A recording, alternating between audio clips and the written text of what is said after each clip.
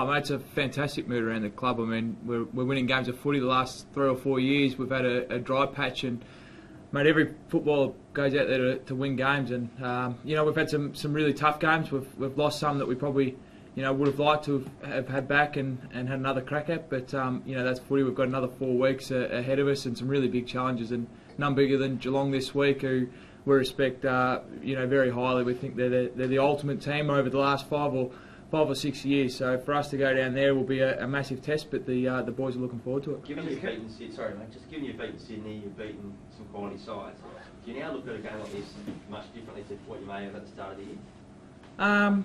Yeah, I suppose you do. I mean, it gives us confidence. I think that the main thing out of it is confidence that we're able to go against these really good sides and compete against them. I mean, Geelong are at another level. They gave us a fair touch-up in our last game, so we've got to go down there and earn some respect. We've been talking about earning respect off other teams throughout the whole year, and we probably haven't earned it off Geelong yet, so we'll have to go down there and put on a really good show to earn that respect back off them. Are the Cats starting to show a few signs of weakness? I mean, lost 2 of their last 3 and got quite a few kids coming in, similar to yourselves, I guess, but blokes that haven't quite proved themselves over the distance.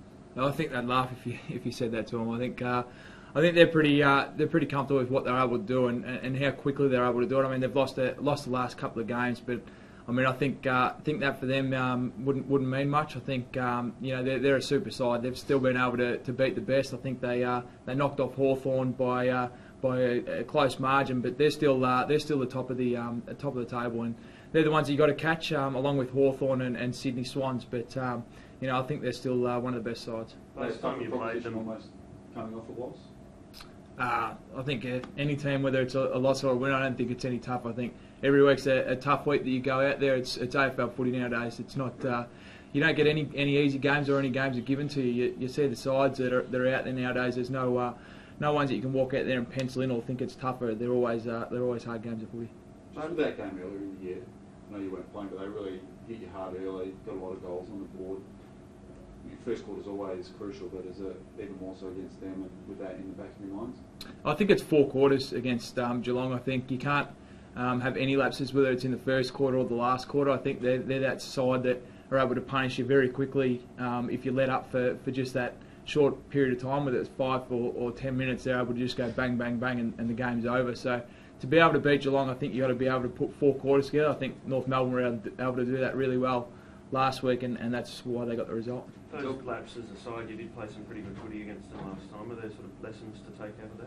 Yeah, I think we've watched a fair bit of the vision of what we did wrong that day. I think we probably learnt a fair bit from Geelong, and hopefully this week we're able to go in and twinkle with those little things, and hopefully it changes the result. You said before that there's no easy beats in footy, but do you feel now that you can beat anyone, especially what you've done over throughout the whole season?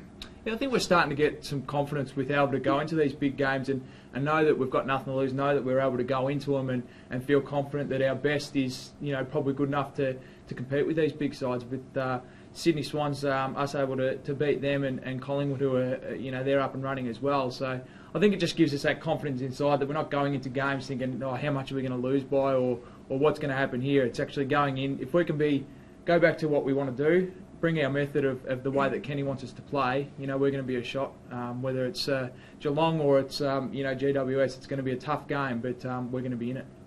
Kenny's still been very strong in saying, I think in September yet, and you've got 4 pretty difficult matches ahead, haven't you? So you're not counting your chickens yet, are you?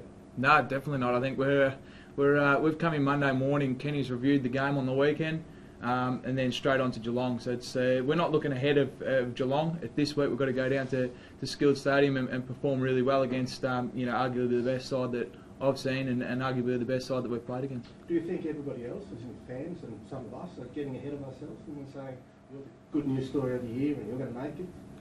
I don't know whether I don't know whether you'd say they're getting ahead of themselves. I mean, everyone gets excited when a team's going really well. Our supporters haven't had a lot to cheer about over the last probably 3 or 4 years. So, I mean, they're excited about the wins. They're excited about boys actually performing the way we're performing. We're putting in effort. We're playing a hard style of footy. But us at the footy club, we're pretty level-headed about where we're at. We know we've still got a long way to go. Even from the weekend, it was touch and go whether we just got the win. So we're still looking on improving. And this week there's nothing bigger than a challenge down at Skilled Stadium. Just on that, their record there is so imposing. What would being able to beat them on their home deck do for your confidence and so close to the finals? I think any win against Geelong would boost your confidence to most sides in the AFL. I don't think just us. I think they're a really hard side to beat. They've got a fair few stars in their side, and we know that it's going to be a tough match. So we're going to have to bring our best, and as I said before, we're going to have to bring it for 4 quarters.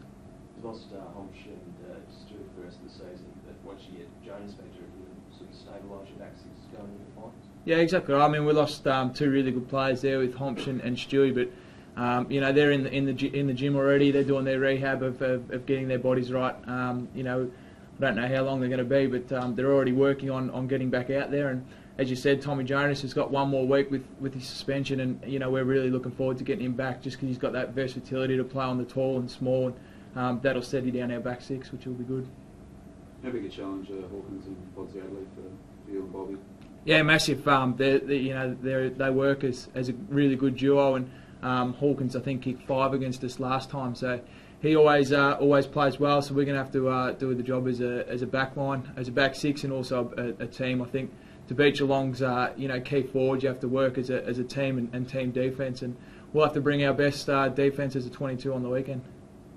Your forward line has 3 or 4 different really good options on the weekend. You've got you going into the ruck. Your Jeting team's a different look. Is that by necessity, or are you on purpose trying to be a little bit unpredictable? Yeah, it's a good question. You probably have to ask Kenny that one, whether it's on purpose. I think Ken's a really good coach with the way he's able to mix it up, and if it's not working for us, change us. We've got a lot of versatility in our side, which I think's it's a positive. Sometimes it comes off, sometimes it doesn't. I reckon Ken's probably made a few calls that haven't quite come off as well as what they a couple have. So I think it's a bit of toing and throwing. Every side's got their mix and matches that they can throw in there and change up. So I think nowadays you need it in an AFL side. I think you need that versatility to throw different players down back, down forward, and in different spots. Good stuff, Jacko. Thanks, mate.